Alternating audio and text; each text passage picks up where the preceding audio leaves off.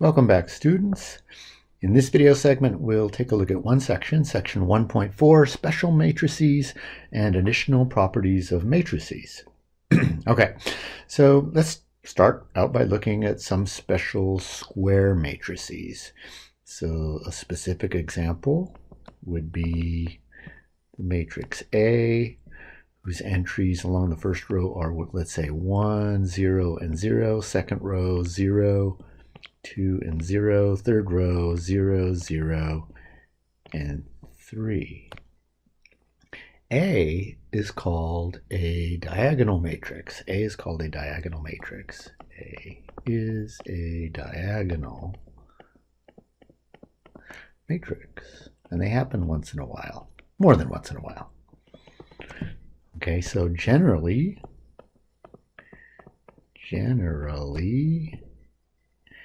A equals D1, 0, 0, 0, 0, D2, 0, etc. And zeros until the last row and the last entry in the last row, and this is a square matrix, is D sub n. So the D's along the main diagonal may or may not be 0, but everything off the main diagonal is 0. I'm going to make sure you got that. The D's along the main diagonal, they could be 0 or not, but above and below the main diagonal we have zeros, and this is called a diagonal matrix, and we have a special notation for it. So we could write this as D IAG, and then D1, comma, D2, all the way up to D sub n. So we don't have to write this, we don't have to write this in matrix form. We could write it as an ordered n-tuple with the word, or part of the word diagonal preceding it. Okay, so the matrix before, the original A, the first diagonal matrix, the first diagonal matrix above, oops, I'm a little sloppy tonight, above can be written as A equals DIAG, diag 1, 2, 3.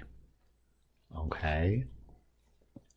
So let's see if you can help with this a little bit. So if A is, let's say, an n by n diagonal matrix, then what is the, let's say, ij entry of A, so fill in the blanks, if I is not equal to j. This is a good exercise. So let's say we start out with a diagonal matrix. So A is definitely a diagonal matrix. Then what can you say about the ij entry of A if I is not equal to j? Well, the subscripts on ENT give you the row and column. Well, along the main diagonal, we're in the same row and the same column. So along the main diagonal, I equals j. Everywhere else, I is not equal to j. So that should probably be enough of a hint really to drive this answer home. It should be 0. If we're not on the main diagonal, then, and we have a diagonal matrix, then that entry must be 0.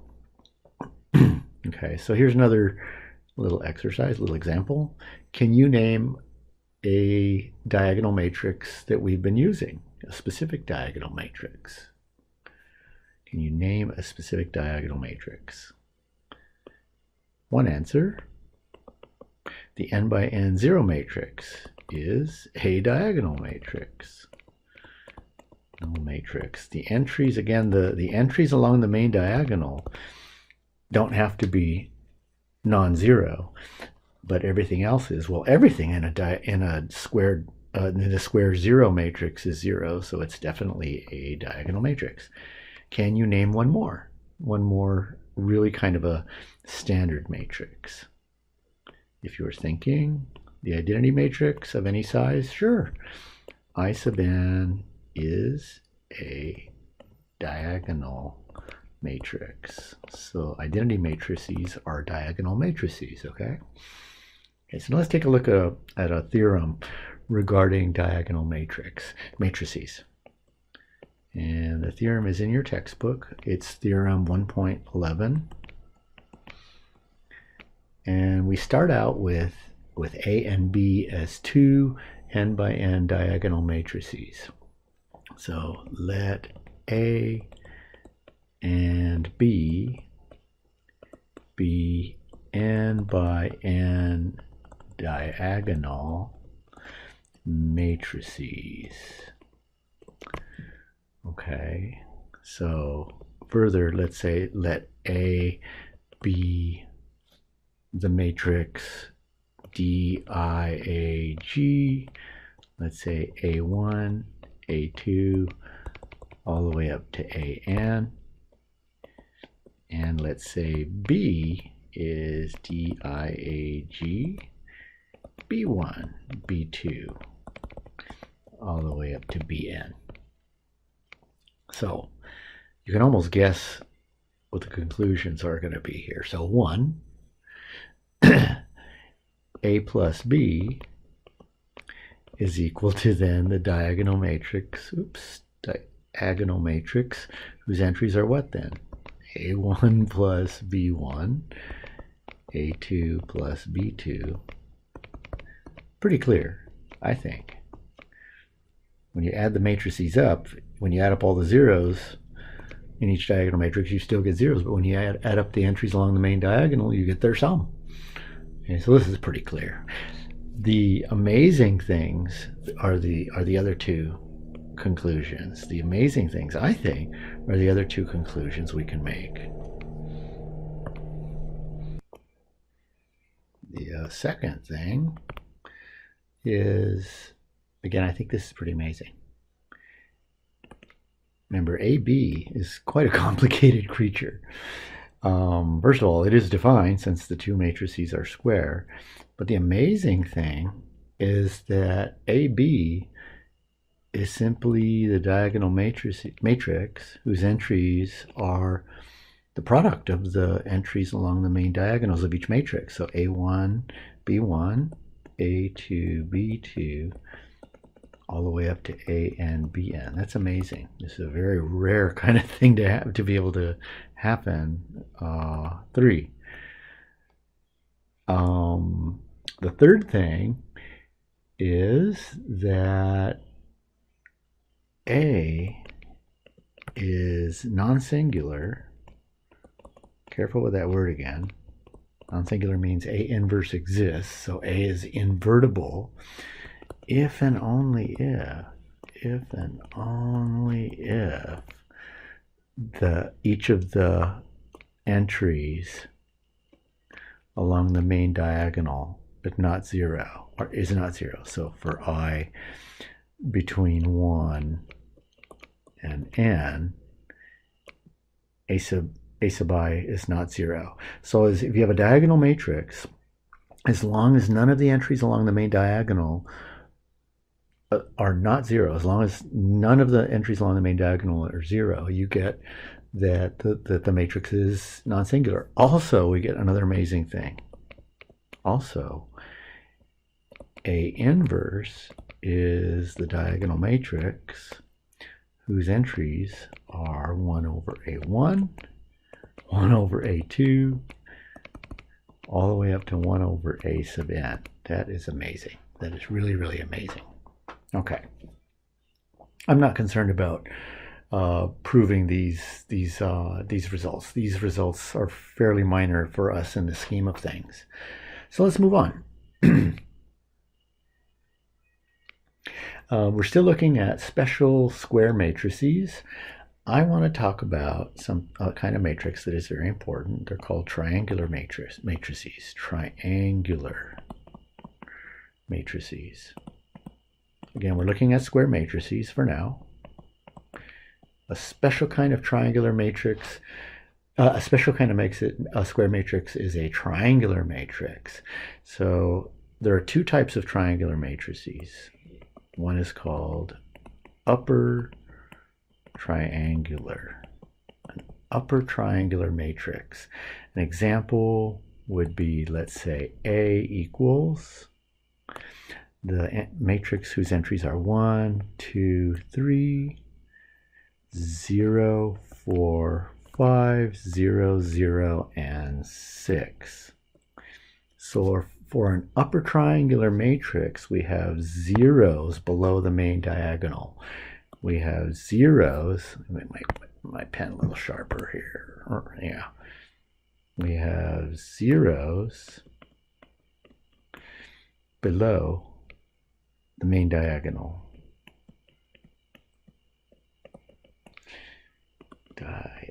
Diagonal. Okay. So you can probably guess what the other kind of triangular matrix is. We have lower triangular matrix. A lower triangular matrix. A lower triangular matrix example would be, you can pretty much guess what I'm going to do. 1, 0, 0, 2, 3, 0, 4, 5, 6. A lower triangular matrix has zeros above the main diagonal. Zeros above the main diagonal. Above main diagonal. Okay, so upper triangular matrices are sort of, you can think about them as they're heavy above. They're heavy above the main diagonal. And lower triangular matrices are heavy below, and also including the main diagonal. Okay, so upper triangular, zeros below the main diagonal. Let's characterize these matrices by using the entry notation, ENT notation. To do that, I want to give you a little device that you might want to memorize. Kind of helpful. Suppose we have a square matrix, and this matrix is just going to be used to identify the entries, the subscripts on the entries. So along the main diagonal of a square matrix, so we're looking at a square matrix. We'll get away from square matrices in a bit. Along the main diagonal, I, the number of row that you're on, equals j. So what happens above the main diagonal? How do the row I and the j column compare? How do I and j compare above the main diagonal? Well, above the main diagonal, you're not as far down as you are across. Along the main diagonal, you are exactly as far down as you are across. Above the main diagonal, you're not as far down as you go across. Far down is rows, across is columns. So your row is going to be less than your column. And finally, below the main diagonal, you are farther down. So I is greater than. You are farther down than you are across. So I is greater than j. Okay, so let's use a kind of a just briefly. This isn't standard. Let's use UT for upper triangular and LT for lower triangular. So, what can you say about the IJ entry of an upper triangular matrix? The IJ entry will be, some of those entries will be 0. But where? Upper triangulars are heavy on top. Heavy meaning their non-zero entries are along the main diagonal and above, if there are any non-zero entries. So we know that the upper triangular matrix will have its the entry 0 below the main diagonal. So for I greater than j. So this is how you define, using ENT, the entry notation, an upper triangular matrix. Okay, so for lower triangular, for lower triangular matrices are heavy down below the main diagonal, or also on the main diagonal. That means the non-zero entries, if there are going to be any, are below the main diagonal. So for lower triangular, the entries above the main diagonal are 0.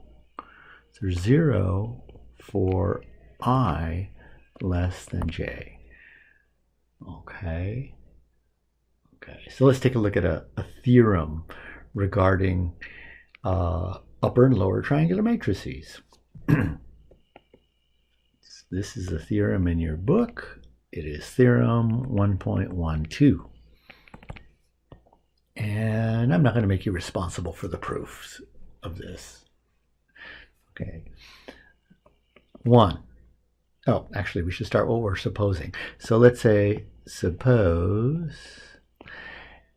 A and B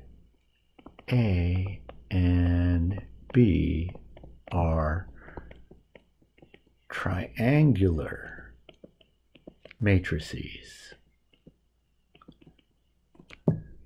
They kind of have to be of the same size. So I'll add that in. Of the same size. So the first conclusion, oops, I'm trying to access my eraser here.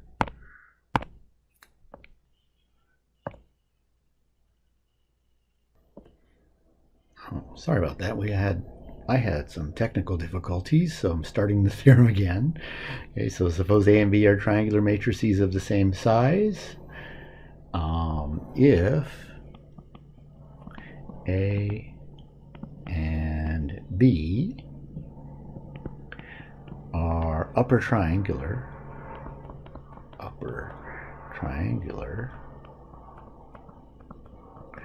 then A plus B is upper triangular.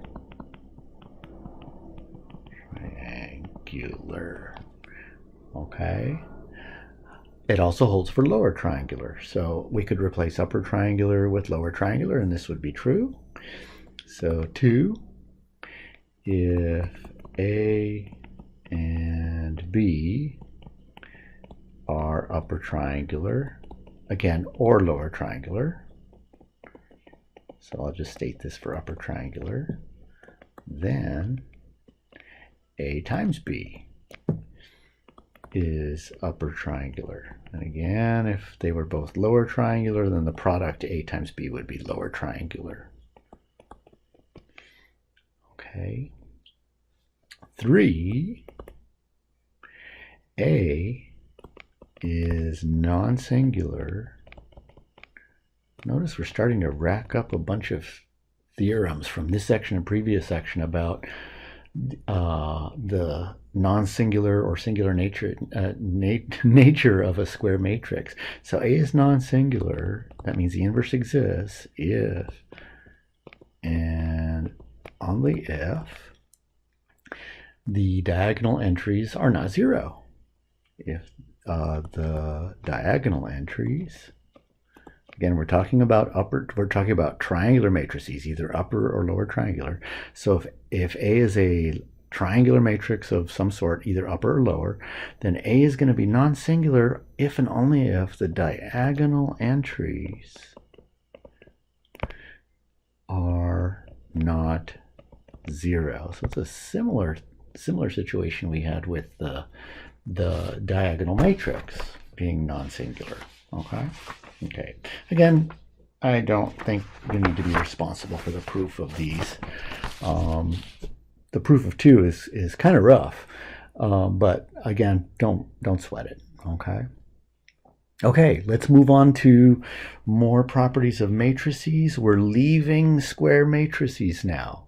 So we're now considering matrices of any size. Okay, so let me write that out. We're leaving square matrices now. Although the results could also involve square matrices. The results are going to be for matrices of arbitrary size. Okay, the next concept is that of the transpose of a matrix. Okay, so the transpose of a matrix is obtained by interchanging the rows and columns of a matrix. So the transpose of a matrix, the transpose of a matrix is obtained by interchanging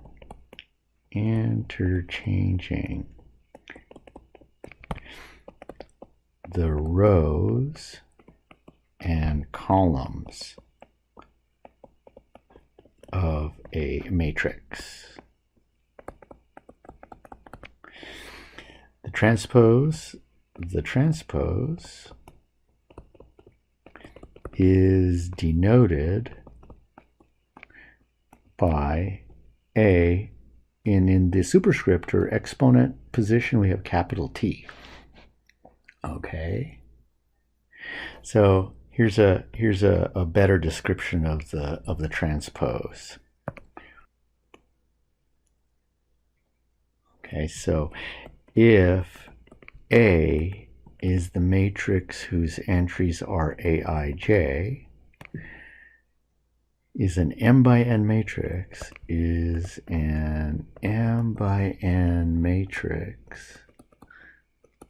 then A transpose is what size will A transpose be if we interchange the rows and columns? It'll be the n by m matrix with, and how do you define a matrix? You define a matrix by stating its ij entries. The ij entry of A transpose is nothing more than Aj. You interchange rows and columns. So it's very easy to construct the transpose of a matrix. So let A be the matrix, a 2 by 3 matrix whose entries are 1, 2, 3, 4, 5, 6. Then what is A transpose going to look like? Well, it's not going to be a 2 by 3, it's going to be a 3 by 2, and we interchange the rows and columns. So we take the first row of A becomes the first column of A. The second row of A becomes the second column of A. And notice, for example, A, let's say A3, 1, let's say, I don't want to do it that way. I want to use better notation. The ij entry, the 3, 1 entry of A transpose is third row, first column is 3, and that's the same thing as A 1, 3. Okay, so the 3, 1 entry, which is 3, is the same thing as the 1, 3 entry of A. Okay. Okay, so now let's take a look at a theorem. This is a major theorem regarding transpose, and these are properties that you want to be able to prove. Their proofs are listed in the handout on Canvas, the matrix handout on Canvas. So theorem 1.13. So let me write out behind the scenes what we suppose in this theorem. Give me just... Okay, so if A and B are matrices where the indicated sum or product is defined, and C is a real scalar, then 1. What do you suppose the transpose of the transpose is? The transpose takes rows and changes them into columns. The transposing again changes them back. So A transpose transpose should equal A. 2. What do you suppose A plus B transpose is? The transpose of the sum is the sum of the transposes. Okay, so 3. Suppose you take a scalar multiple of a matrix A and then take its transpose. You would get the same thing if you took the transpose first and then multiplied by the scalar. Now we kind of have to slow down on this next one.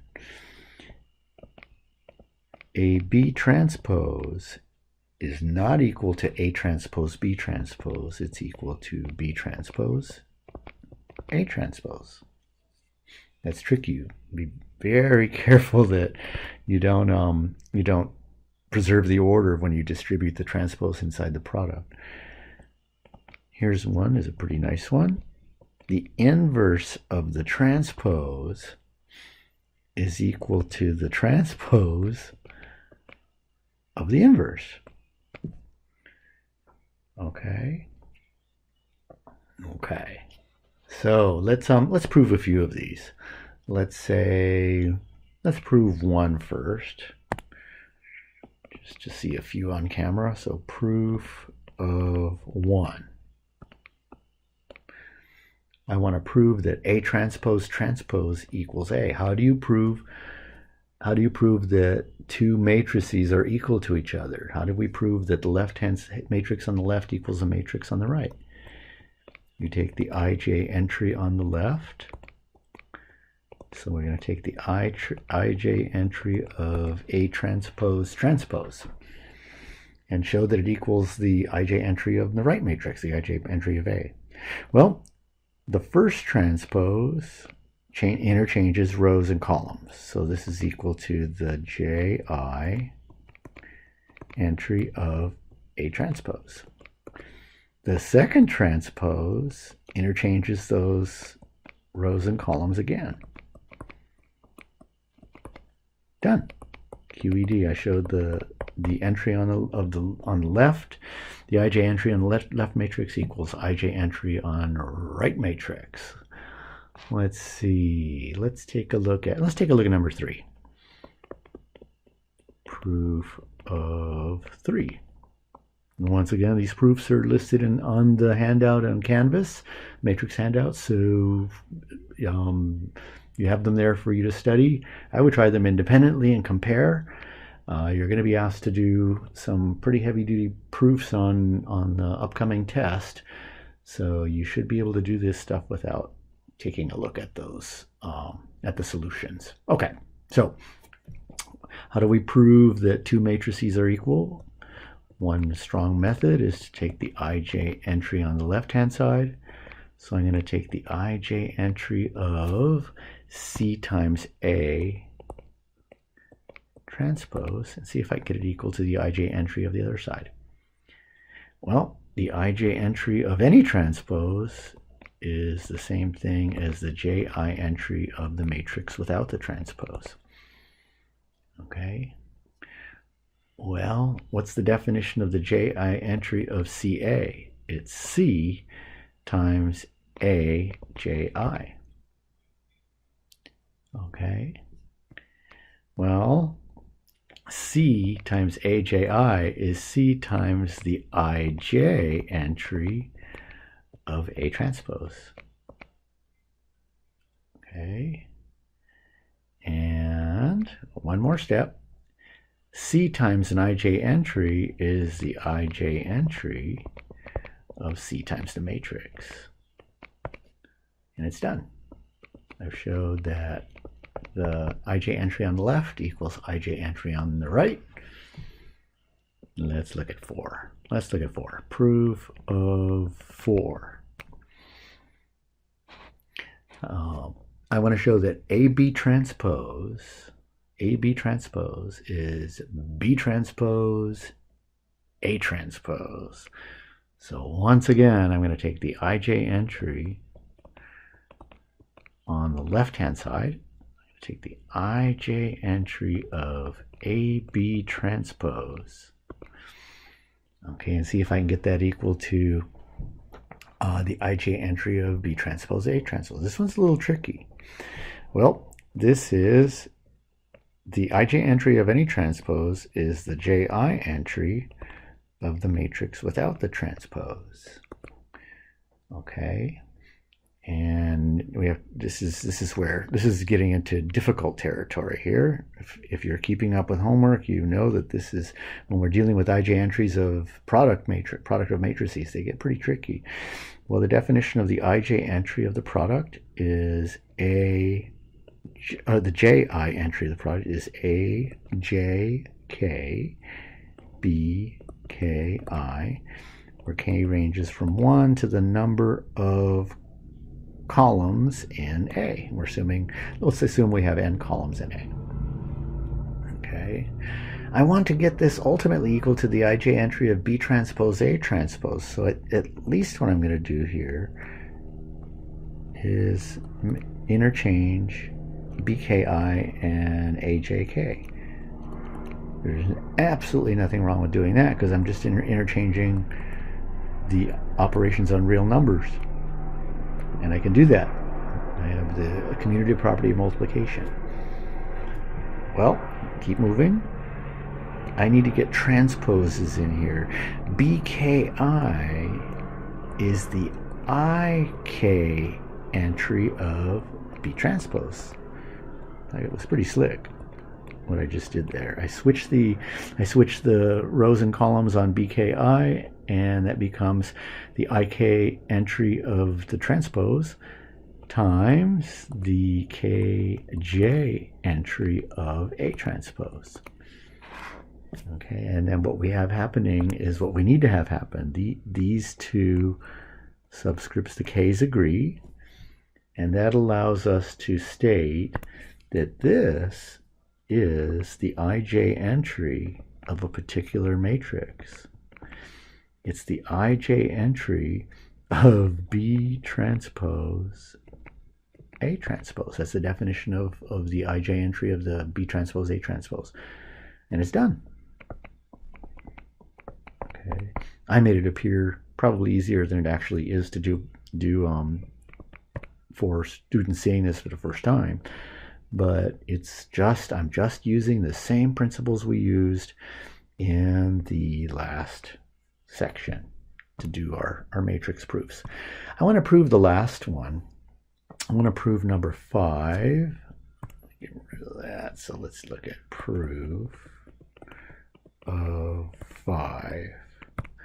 5 said, I'm going to rewrite it since it's kind of far above here. So 5 said the inverse of the transpose equals the transpose of the inverse. The inverse of the transpose equals the transpose of the inverse. Okay, and what we're going to do is use that special method. And here's for a proof for inverses. It says that if A, B equals I, if you multiply two matrices together, A times B to get I, then the second matrix is the inverse of the first. Okay, I'm claiming something about the inverse of A transpose. So I'm going to take that left-hand side without the inverse. There's the matrix by itself. And I'm going to multiply that by the thing that I'm purporting is the inverse. It's inverse. Okay, so I'm multiplying A is the transpose of A, and B is the inverse, the transpose of the inverse. Okay, and I want to get I out of this. Well, I also have something else that I just proved. Okay, so the green parenthetical remark is just to help us along. I have another one. I also have that A, B transpose equals B transpose A transpose. I just proved it about 2 minutes ago, less than 2 minutes ago. So this expression that I have now, this A transpose, A inverse transpose, that's sort of like the right-hand side, the B transpose, A transpose. So this has to be, if I combine to one transpose, A inverse needs to go first times A transpose. Okay, and A inverse A is I. And the transpose, if you take the identity matrix and transpose it, you get the same identity matrix back. I showed that I multiply A transpose times A inverse transpose, that gives me I. Remember, if first times second equals I, then second is inverse of first. So the second matrix, A inverse transpose, is the inverse of the first. Done. Q, E, D. Suddenly I went back to black for proving. I should have done this all in red. That's okay. All right. And we're going to go from here.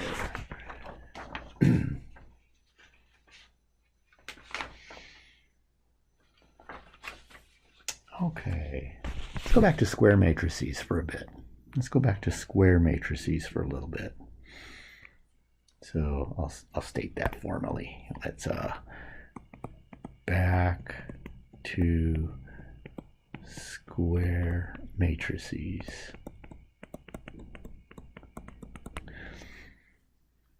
Okay, we have a concept of a symmetric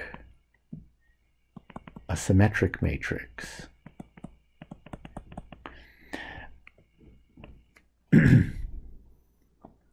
So A is symmetric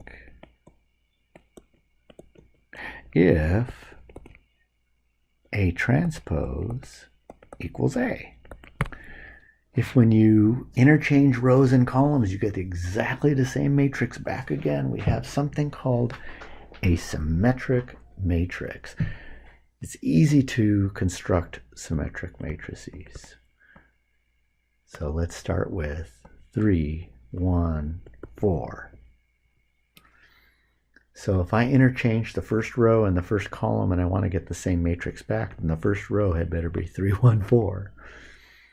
Suppose I have 1, 5, 0 for the second row. That means when I interchange the second row with the second column, I should get 1, 5, 0 again. Okay, so 4, 0, and I'm just going to put in anything I want. If I interchange row 3 with column 3, I get the same thing. A transpose equals A. So A is a symmetric matrix. A transpose equals A. So A is a symmetric matrix. Okay. So you're getting a lot of theory today.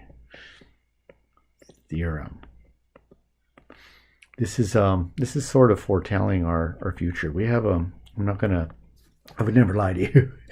We have some extremely difficult parts of our course coming up. In particular, chapters 2 and 5. They're the hardest part of the course by really a long way, and they're going to take hours and hours to prepare for. And they involve these concepts of with the matrices, of symmetric matrices, transposes, inverses, and all this. And this is going to be our language in a couple of chapters, for a couple of chapters. So let's take a look at theorem 1.4. Let A and B be square matrices of the same size. So let A and B be square matrices of the same size. Okay, so if A and B are symmetric, by now you could probably guess what I'm going to be writing here. Then A plus B is symmetric. Okay, that's true. 2, if A is symmetric,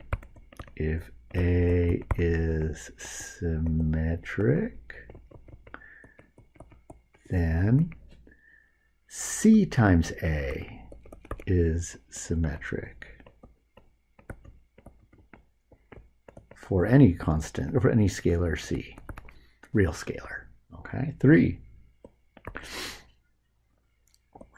A transpose A and A transpose, those matrices are symmetric. Kind of an odd result. And finally, 4, let's see, if A is non-singular, that means A inverse exists, and also symmetric, then A inverse is symmetric. I'll slow down on that one. So if you have a non-singular matrix that happens to be symmetric, then the inverse is also symmetric. The inverse of a symmetric matrix is also symmetric, provided the inverse exists. Let's take a look at some proofs. Okay. Again, these proofs are all in the handout, but I'd like you to see them done. Proof of 1. I'm going to show that if we have two symmetric matrices, then the sum of the matrices is symmetric. So let's see. Let A and B be symmetric. I want to show that A plus B is symmetric. So I want to show A plus the transpose of A plus B is A transpose plus B transpose. Oh, I'm sorry, that's not true. I want to show that the transpose of A plus B equals A plus B. Okay. Okay, so I'm going to take, in fact, let me write a parenthetical remark. Just so we need to show, remember, parenthetical remarks in parentheses are not graded as part of your proof. It's just to help the reader understand what you're doing, and you to understand what you're doing also. So I need to show, if I want to show that A plus B is symmetric, that means I need to show A plus, the transpose of A plus B equals A plus B. So that's my goal. So if I start out with two symmetric matrices, I want to show that the sum of the matrices is also symmetric. So let's do it. Let's take the ij entry of the left-hand side.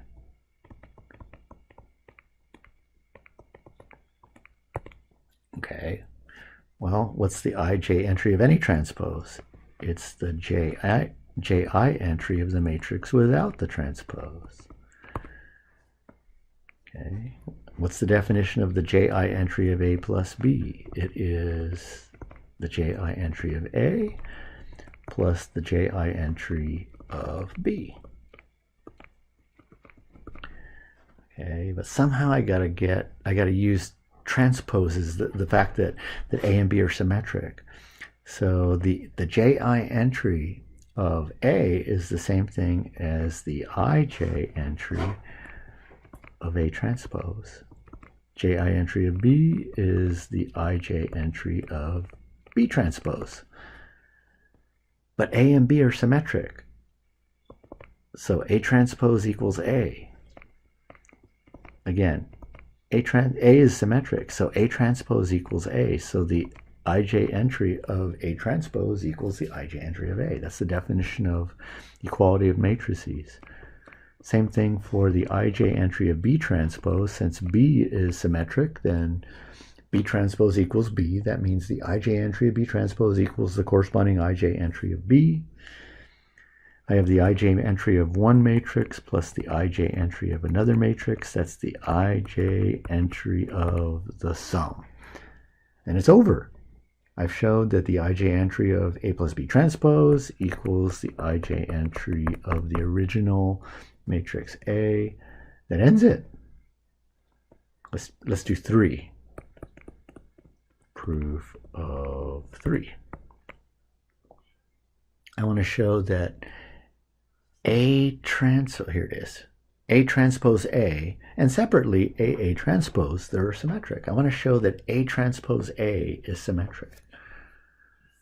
I want to show that A transpose A is symmetric. That means when I take its transpose, I need to get it back again. That's the definition of a symmetric matrix. So let's take the transpose of A transpose A. Okay, remember we have a theorem that says that this is A, which we have to switch the order. The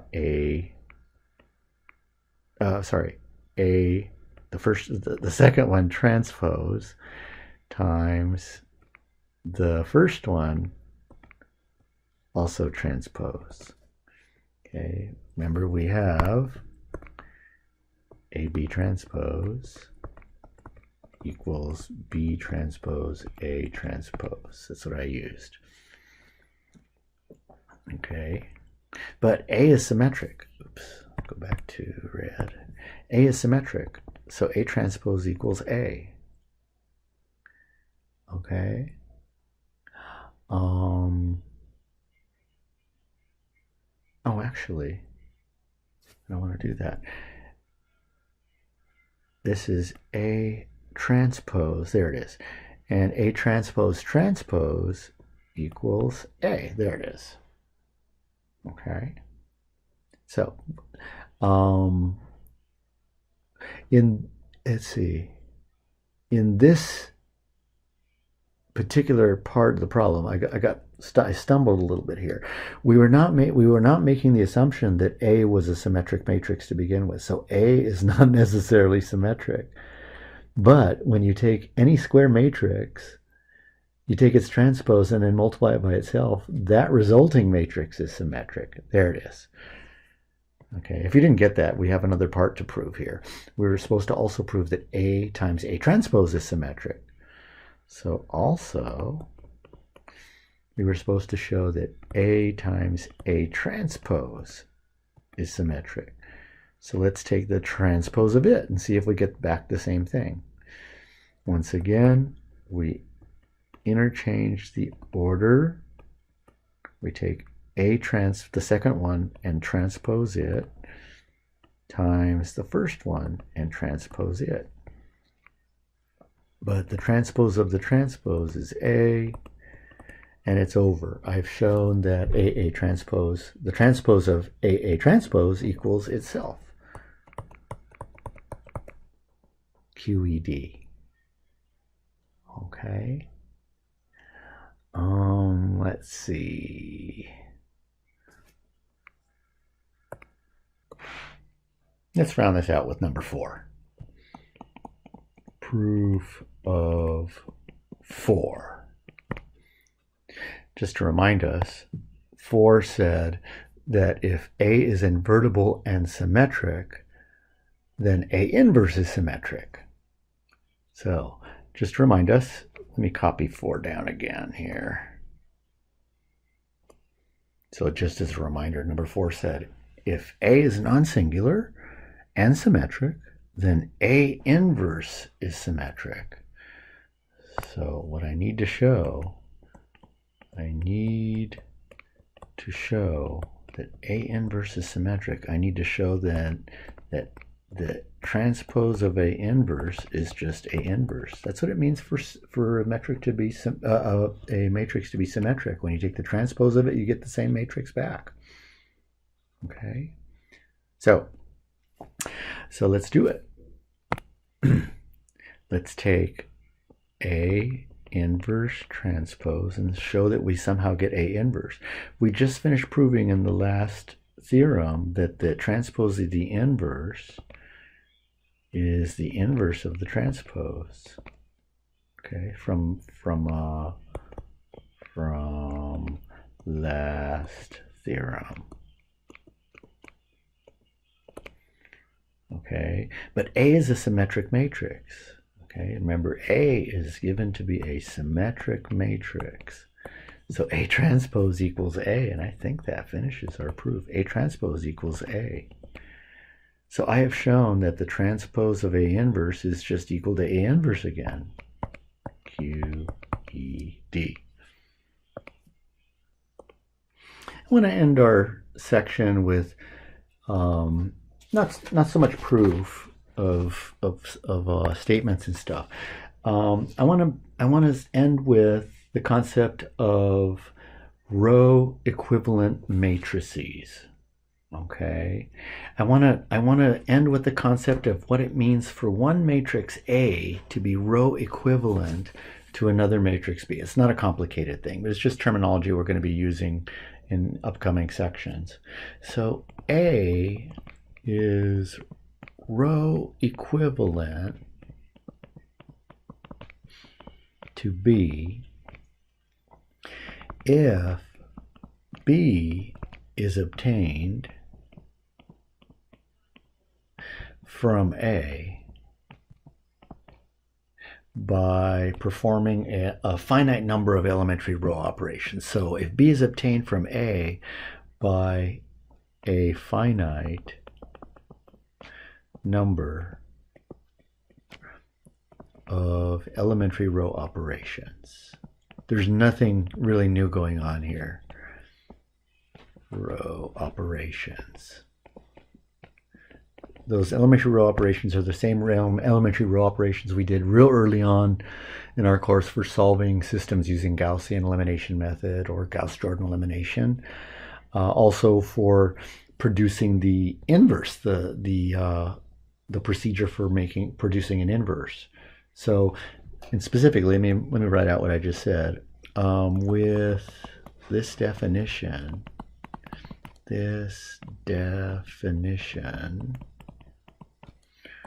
of row equivalence, then A is non-singular. That means A is invertible. The inverse, it does exist if and only if and only if A is row equivalent to the identity matrix. That should make sense. Remember, to find the inverse, you take A and you super augment it with the identity matrix of the same size. And what do? You perform elementary row operations, and every time you do that, you're producing a row equivalent matrix. And on the left, you're supposed to produce, or hopefully produce, the identity matrix. And if you do that, what appears on the right is the the inverse of A. So by row equivalent, I mean A, the identity matrix is produced from A by a finite number of elementary row operations. So A is non-singular if and only if you can row reduce A to I. And in the process, we actually find the inverse. Okay. And that pretty much ends our section for now. Okay, so go ahead and dig into homework on section 1.4. And as always, I'm looking forward to talking with you all again soon.